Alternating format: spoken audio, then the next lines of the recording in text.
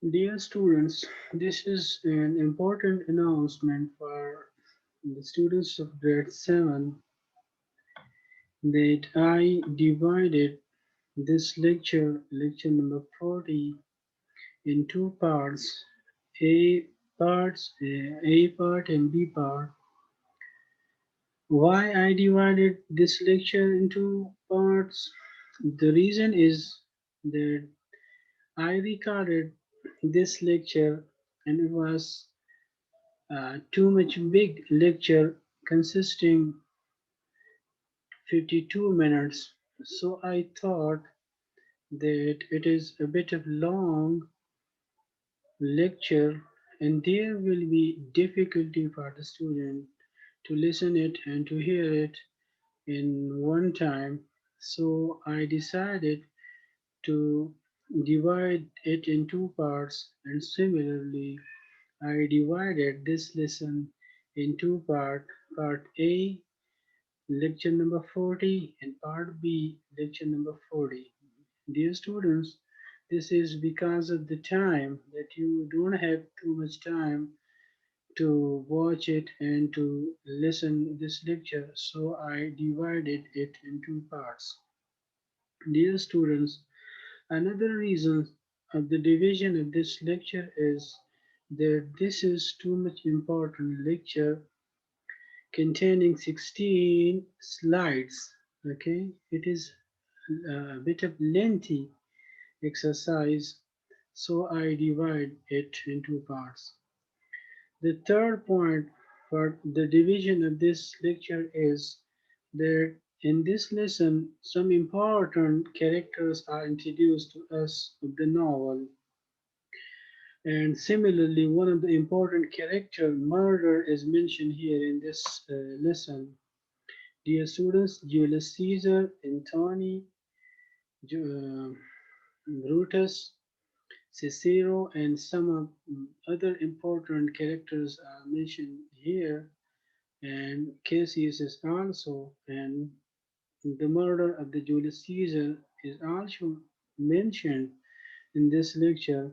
So it is one of the most important lecture. So that is the reason that this lecture or this lesson has 16 pages. So I divided this lecture in two parts, so dear students, that you can better understand it and so that you can listen it and can watch it easily in short time. So that is the reason, dear students, that I divide this lecture in two parts. And the first part is part A, lecture number 40 from the novel. So now the lecture part A, number 40, will come to you. Thanks.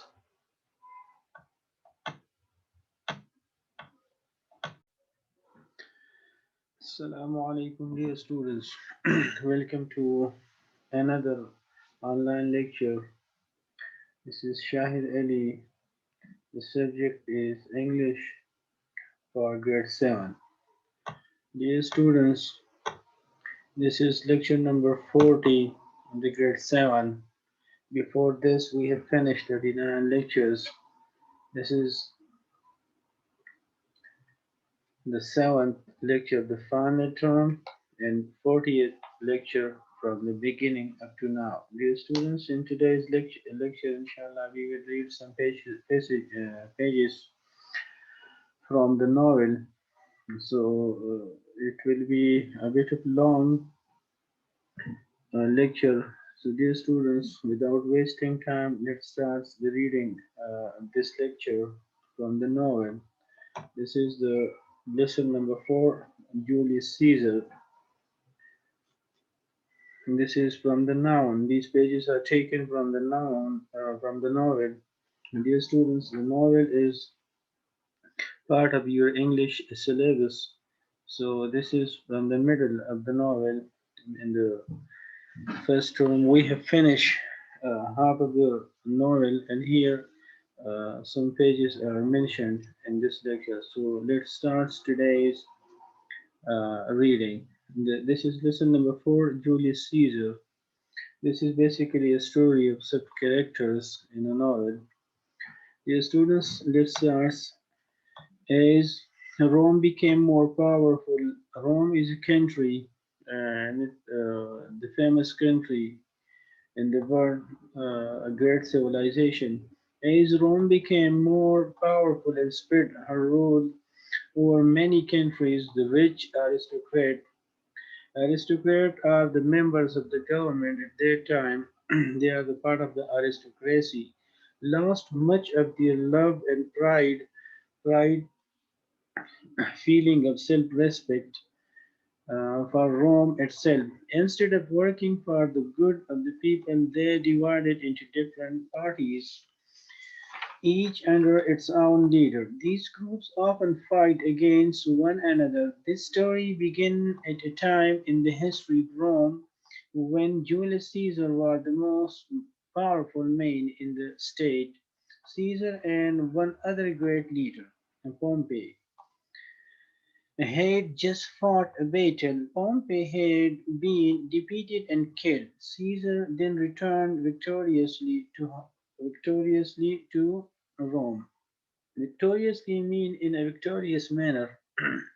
Some people in Rome believed that at that time the role of one able man was cared about the role of the one able man was cared about the good of the people would have been best. However, there were many who did not share the view they wanted to keep to the old form of government, in which Rome was ruled by Senate. The student Senate is assembly possessing high legislative power. This is a house which assembly possessing high legislative power. When Julius Caesar entered Rome after his victory over Pompey, the people gathered the street to honor, welcome, and praise him as a victorious hero. They were, according to the custom, according to the way, according to the tradition, given a public holiday. Not long before, they had praised the many victories of Pompey, who had won large areas of land for Rome in the east, but now soon forgetting Pompey's services. Services means work, khadamat. The people were gathering in the street to greet their new hero and Pompey's enemy, Julius Caesar. As they gathered, they were met by two of the men who spoke for the ordinary people in the government, the tribunes. Tribune, dear students, an official elected by plebeians to all Rome. Okay, so the tribunes scolded. Scolded means show one unhappiness, scold him, the idle people for forgetting their loyalty to Pompey, whom they had once whom they had once followed. What hard hurts you cruel men of Rome have. One of them said, don't you remember victorious, how much you loved Pompey when he returned to Rome from his victories? You used to climb to the roof and to the top of the wall and sit there all day patiently waiting to see him. Now you put on your best clothes, cover the streets with flowers, and honor the man who has killed him. The tribunes were afraid that Caesar might win the people's support and then take all the political power in Rome for himself. They were afraid he would become a tyrant, one who used his power against the will of people. That is called tyrant.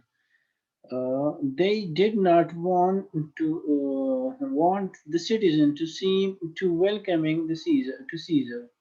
So they tried to stop them from gathering to greet him. Their words had little effect, though the people of Rome thought Caesar was a great general and they wanted to see him.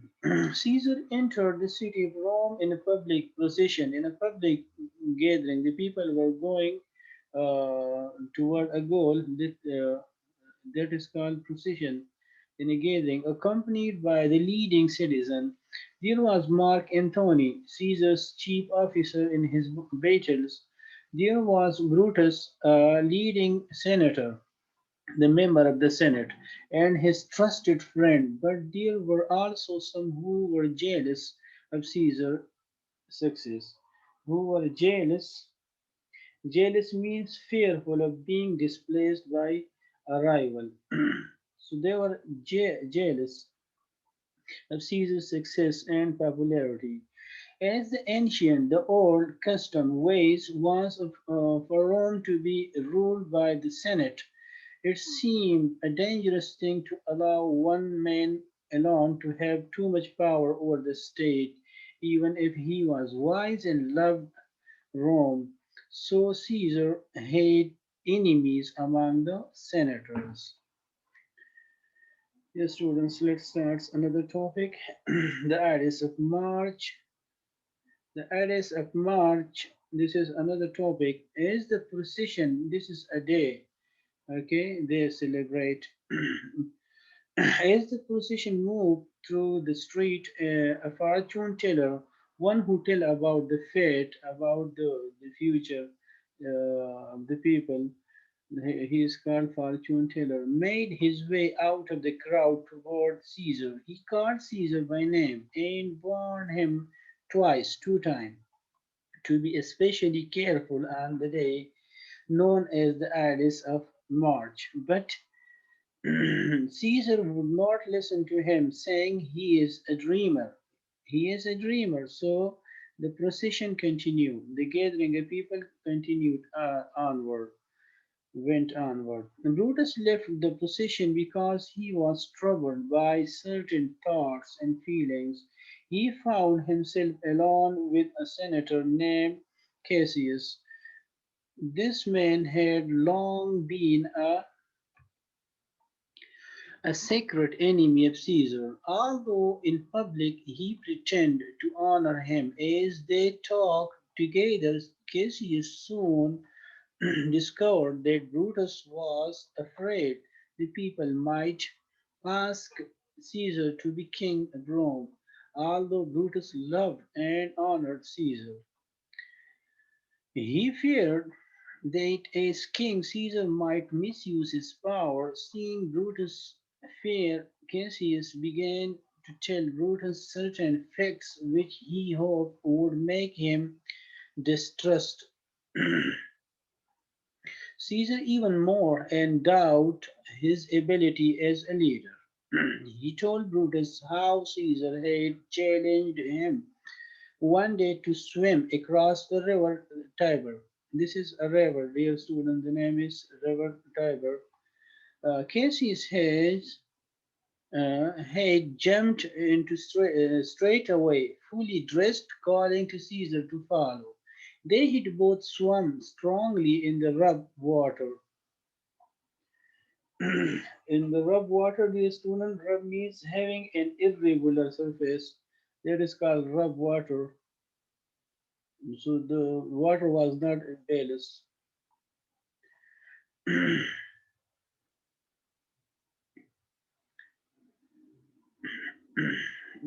Follow me in the rough water, ate first. But before they reached the far side, Caesar lost his strength and was unable to continue. Help me, Cassius, I am sinking. He cried out he might have drowned, but Cassius rescued him.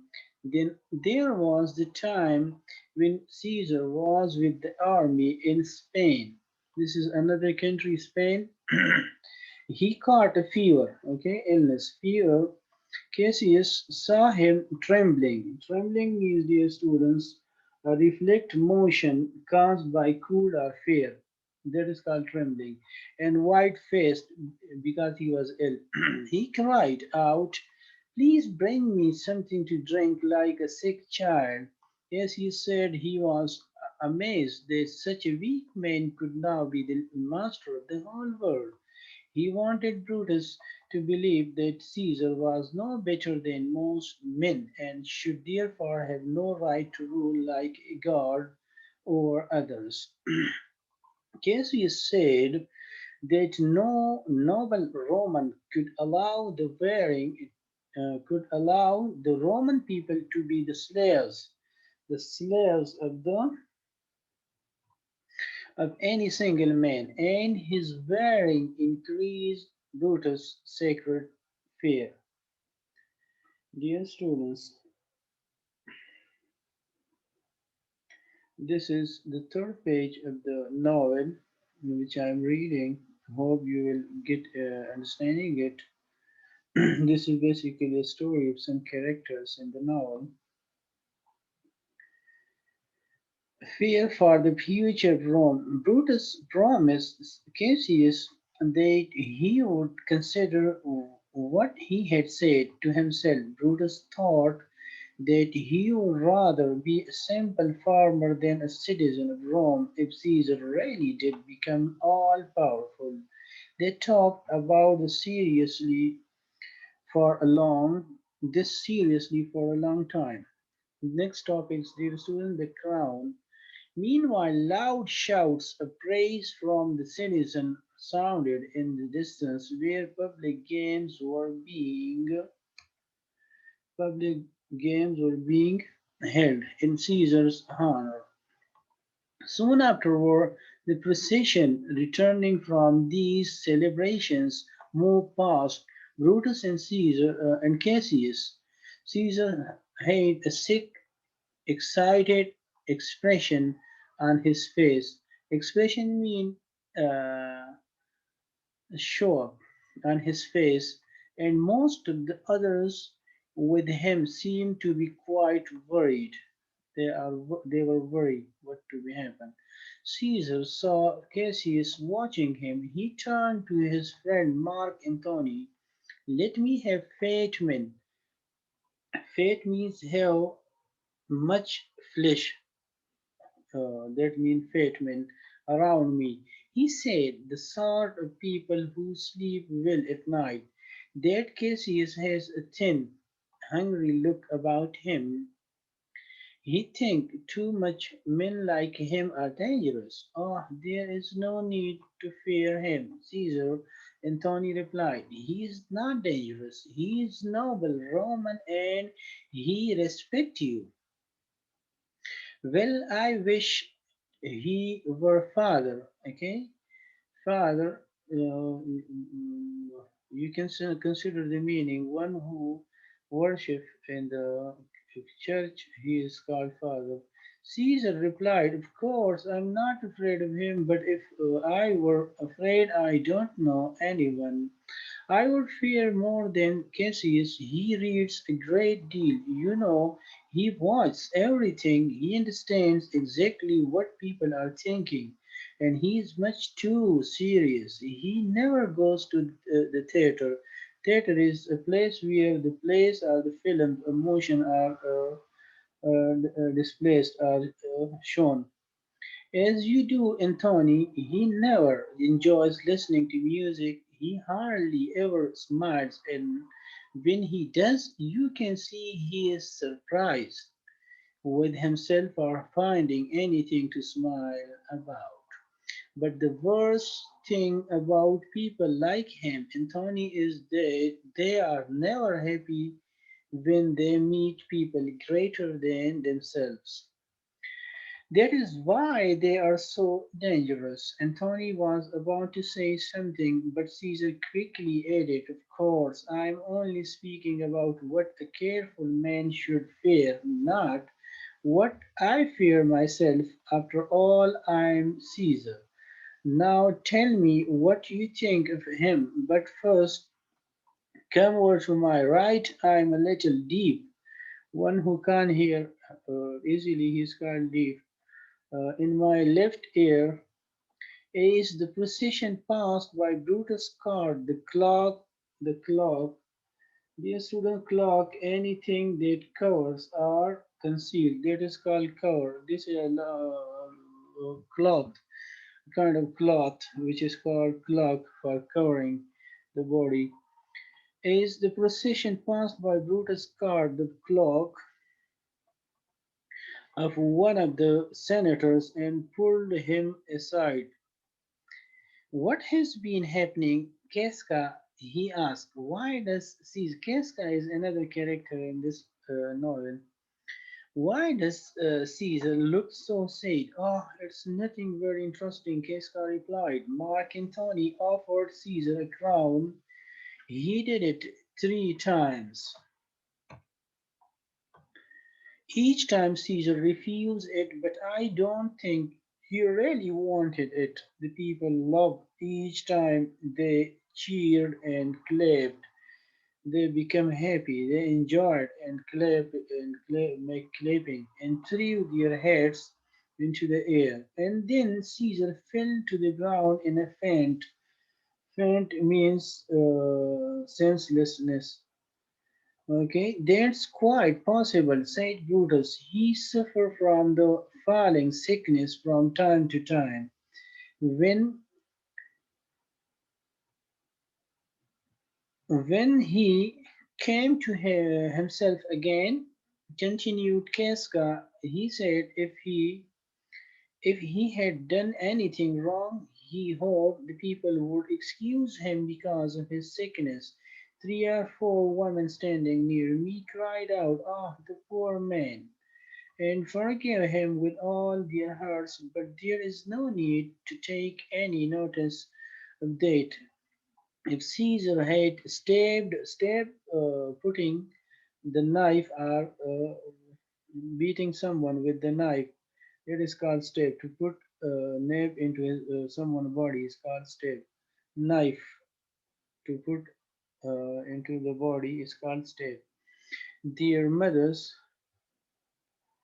they would have forgiven him just as much, and after that he came away. That's right, Casca account of this offering of the crown made Brutus distrust Caesar's ambition even more. Dear student, ambition means strong drive for success. So it strong drive for success even more. Okay.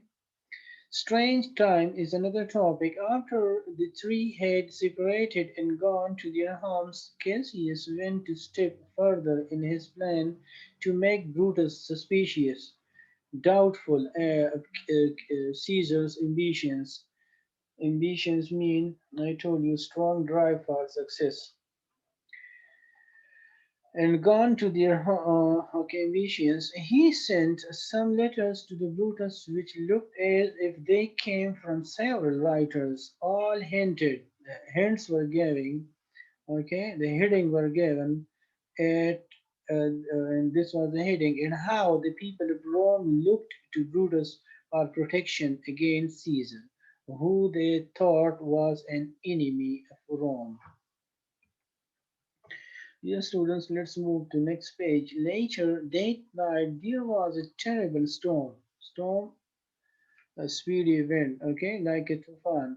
Another senator, Cicero, was hurrying home through the dark streets when he met Casca, looking quite frightened, scared, and carrying a sword, okay, a dagger or a sword. Why? What is the matter, Casca? He asked. Why are you so breathless? Okay, and why are you staring, gazing, okay, putting an eye in one point, straight looking about like what? Does not it frighten you? Replied Casca. Oh, I have seen terrible storms before, but never one as bad as this. My friend, I actually saw the dropping down from the sky just now, dropping one who dropped from the sky or from the above. Okay, there is a there is a rate. Rate means public act of violence. Okay, in a gathering, public act of violence.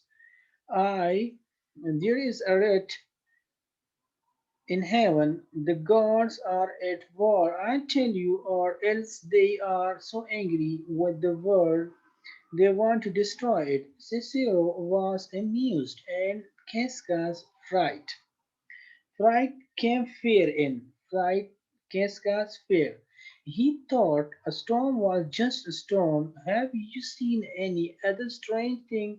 He asked. He enjoyed listening to Casca's tales. Even if he did not believe in them, I have Casca had much to tell. I saw one of our slaves hold up his left hand. It burst into flames. Dear students, flames with quickly and burnt as bright as 20 torches joined together, and yet he felt no pain. His skin was not hurt at all, and then as I saw walking past the capital, the main, the center, the government of the state is called capital, where all governmental institutions are settled. I saw a lion. It stared at me. It was gazing me, looking straight to me, and went on. I have not put my sword down since, and after that I came across a crowd of women. There must have been 100 or more of them, all terrified, all frightened, or afraid, scared. They said they had